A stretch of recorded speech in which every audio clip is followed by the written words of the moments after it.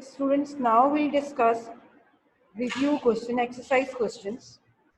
Just some of them you have already submitted. Question number 4 भी आपने किया है, लेकिन इसमें बेटा ये जो इसका पार्ट बी है डिराइव केसी एक्सप्रेशन, आपने इसके लिए डेरिवेशन करनी है। ऑल्दो यहाँ पर इन्होंने डेरिवेशन नहीं की हुई, आपने पूरी डेरिवेशन करनी है। ठीक है। Question number 5 you have already submitted. Question number 6. Determine the units of equilibrium constant for the following reactions. Now, first reaction, you have 2 moles on reactant side, 1 mole on, 2 moles on product side, 1 mole on reactant side. इस reaction के लिए अगर आप Kc का unit निकालोगे तो Kc will have a unit. So you'll get mole per dm cube multiply by mole per dm cube divided by mole per dm cube. आप एक स्टेप और इसमें ऐड कर लो, मोल per dm cube raised to the power 2 into mole per dm cube raised to the power -1, और जब 2 - 1 करोगे तो that is mole per dm cube. ठीक है, यूनिट ऑफ Kc.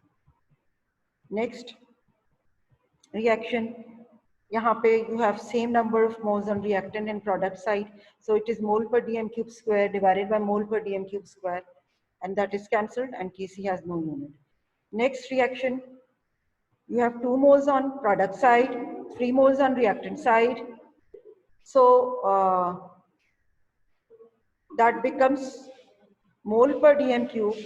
ये जो स्टेप दिया हुआ है इसके बाद एक और स्टेप ऐड कर लो, मोल per dm cube raised to the power 2 - 3. अब जब नीचे से आप ऊपर ले आओगे तो that becomes 3, 2 - 3, so mole per dm cube raised to the power 2 - 3 का आंसर -1 आएगा, and that should be mole inverse dm cube. -3 को -1 से मल्टीप्लाई करोगे तो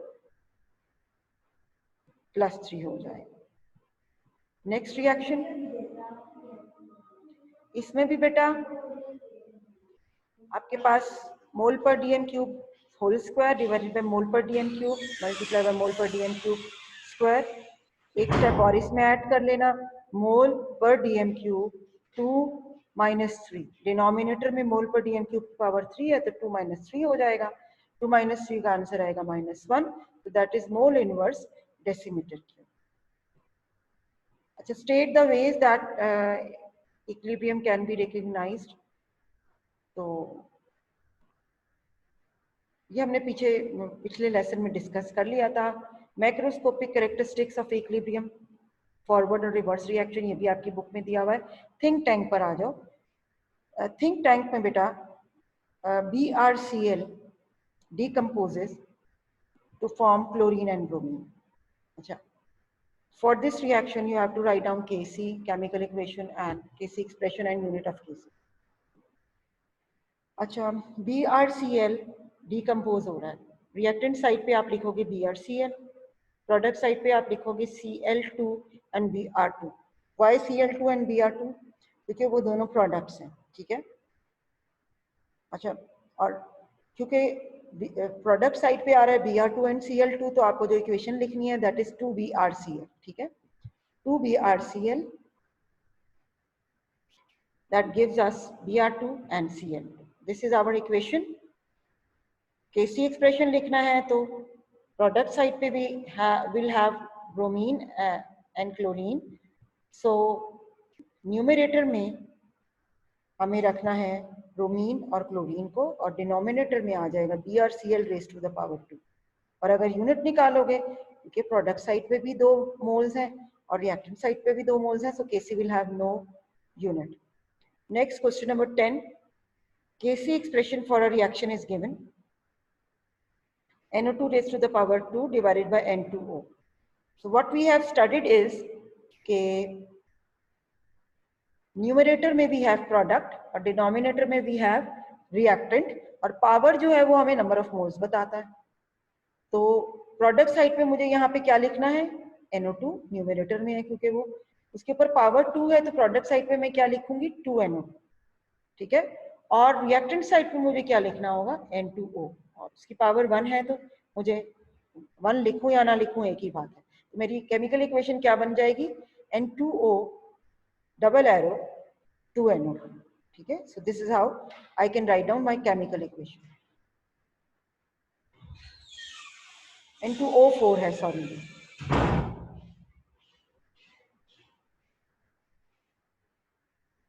N2O4 है, यहाँ इन्होंने N2O लिख दिया है, तो मेक इट N2O4 एवरीवेयर. ठीक है, और यूनिट इसका आपको निकालना है. तो यू हैव मोल पर DM cube square divided by mole पर डीएम क्यूब. एक और स्टेप इसमें ऐड कर लो, इट विल बी मोल पर डीएम क्यूब 2 - 1. अच्छा, फिर इसको आप यहाँ पे गलती मिस्टेक नजर आ रही है.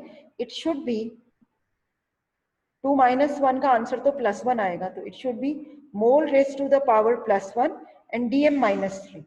+1 से जब मल्टीप्लाई करोगे तो mole raise to the power +1 and DM -3, ये यूनिट होगा.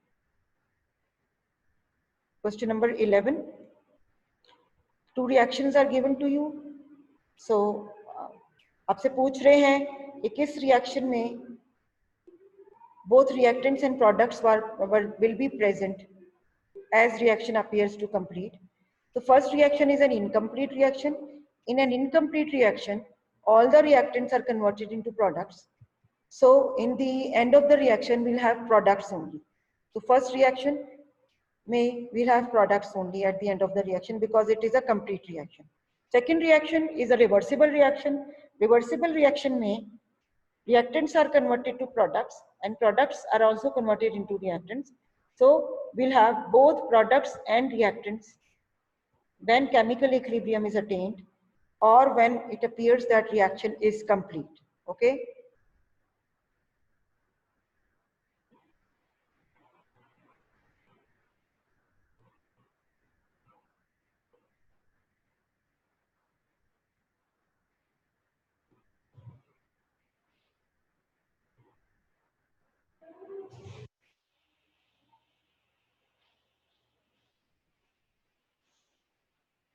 अच्छा बेटा, यहाँ जो ये डिस्क्रिप्शन दी हुई है, आपको ये सारी डिस्क्रिप्शन लिखने की जरूरत नहीं है. Simply what I have told you about these two reactions, आप वो नोट डाउन करें. पहले रिएक्शन में it's a complete reaction. So in first reaction we will have reactants only when reaction is completed or appears to be complete. और second reaction में we'll have both products and reactants at the end of the reaction. ये description जो यहाँ दी हुई है that is useless, so don't follow it.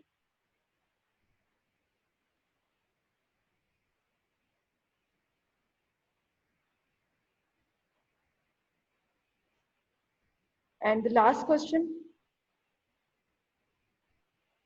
cobalt chloride forms pink crystal COCl3.6H2O. When they are hydrated, water is evolved and they turn blue. Acha. When they are heated, sorry, not hydrated, when they are heated, water is evolved and they turn blue. तो COCl3 pink है, इस वजह से pink है. ये जो water आपको नजर आ रहा है यहाँ, इसकी वजह से. इसको हीट करेंगे तो वाटर इसमें से इवॉल्व हो जाएगा, रिमूव हो जाएगा. जब वाटर रिमूव हो जाएगा तो what is left behind COCl3 और उसका कलर ब्लू होगा. जब वाटर होगा तो इसका कलर पिंक होगा. जब वाटर रिमूव हो जाएगा तो इसका कलर ब्लू होगा. Explain how could you use cobalt chloride as a test for what. Argue भी करना है. तो बेटा ये पेज नंबर 19 बुक में खोल लेना जरा आप लोग. पेज नंबर 19 में इस क्वेश्चन से रिलेटेड इक्वेशन देखो. COCl3.6H2O gives COCl3 plus 6H2O. अच्छा, इस इक्वेशन पे आप लेफ्ट साइड पे लिख लो पिंक और राइट साइड पे लिख लो ब्लू.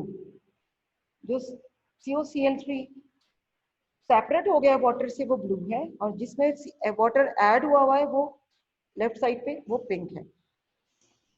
अब कहीं पर हमें मॉइस्चर डिटेक्ट करना है तो हम कोबाल्ट क्लोराइड का एनहाइड्रस यानी विदाउट वाटर जो उसका ब्लू पेपर होता है वो यूज करते हैं. अगर मॉइस्चर होगा, वाटर होगा, तो COCl3 में वाटर ऐड हो जाएगा तो उसका कलर क्या हो जाएगा, पिंक हो जाएगा, ब्लू कलर से वो पिंक में टर्न हो जाएगा। अगर कहीं पे मॉइस्चर नहीं होगा तो COCl3 विल स्टे ब्लू, ठीक है, क्योंकि पानी उसमें ऐड नहीं होगा। अगर कहीं वाटर होगा तो वो ब्लू COCl3 में ऐड होके उसको किस में कन्वर्ट कर देगा, पिंक क्रिस्टल, ठीक है। So that is discussion from exercise बेटा। नाउ दिस वीक्स होमवर्क, आप बेटा बुक पे पेज नंबर 19 खोल लीजिए। पेज नंबर 19, थिंक टैंक,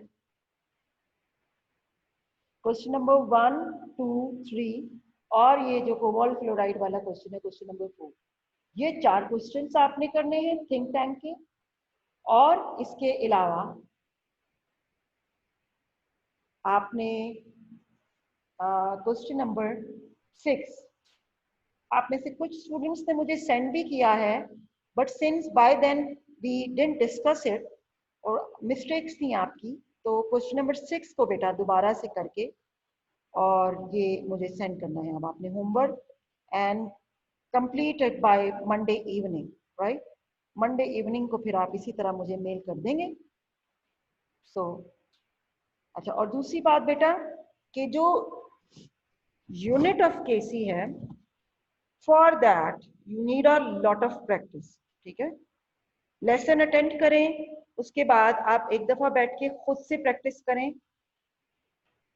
और फिर उसके बाद ताकि आप लोग की जो भी उसमें कंफ्यूजन है वो क्लियर हो जाए, वो सिर्फ प्रैक्टिस से clear. So hope so it is clear to all of you. Next week inshallah we'll start with new chapter, right?